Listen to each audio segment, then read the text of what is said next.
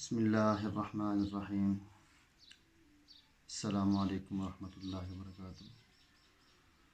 دوستوں، میں ہوں آپ کا اپنا دوست میزبان حکیم حافظ محمد بلال، اور آپ دیکھ رہے ہیں ہمارا یوٹیوب چینل حکیم بلال۔ تو دوستوں، اگر آپ کو ہماری ویڈیوز اچھی لگتی ہیں تو ان کو لائک اور شیئر ضرور کیا کریں تاکہ اس سے بھی فائدہ اٹھا سکیں۔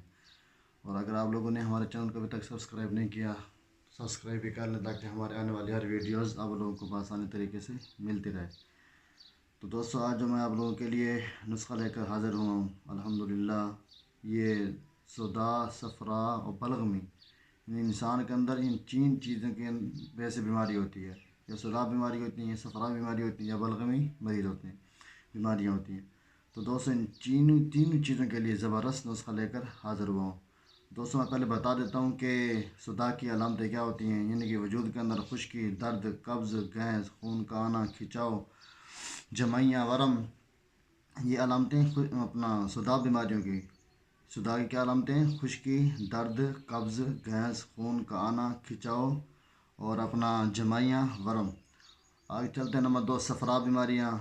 صفرا کہتے ہیں کہ جلن بول، جلن جسم، یعنی کہ وجود کے اندر جلن اور منہ کڑوا اور سانس کا پھولنا اور چہرے کا زرد سرخ رنگ ہو جانا۔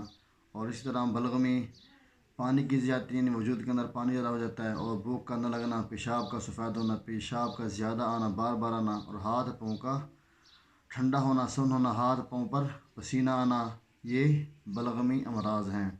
تو ان بہن بھائیوں کے لیے یہ زبردست نسخہ ہے، یعنی کہ ان تینوں بیماریوں کے بالکل آسانی کے ساتھ انشاءاللہ پیشاب کے ساتھ حل ہو جائے گا مسئلہ، کوئی مسئلہ بھی نہیں ہوگا، کیونکہ انسان کے اندر بیماریاں یہی ہوتی ہیں، یا صداع کی بیماریاں ہوتی ہیں، یا صفرا کی ہوتی ہیں، یا بلغمی بیماریاں ہوتی ہیں۔ تو انشاءاللہ ان تینوں کا زبردست حل لے کر میں آپ لوگوں کے ساتھ حاضر ہوا ہوں۔ تو دوستو، چلتے ہیں نسخے کی طرف، اور میں آپ کو بتاتا چلوں کہ ان کے لیے آپ نے کیا چیزیں یوز کرنی ہیں، اور بالکل آپ لوگوں نے بات توجہ سے سننی ہے، انشاءاللہ آپ کو بہت فائدہ ہوگا۔ اور اس طرح قبض کشا بھی ہے بہت زبردست۔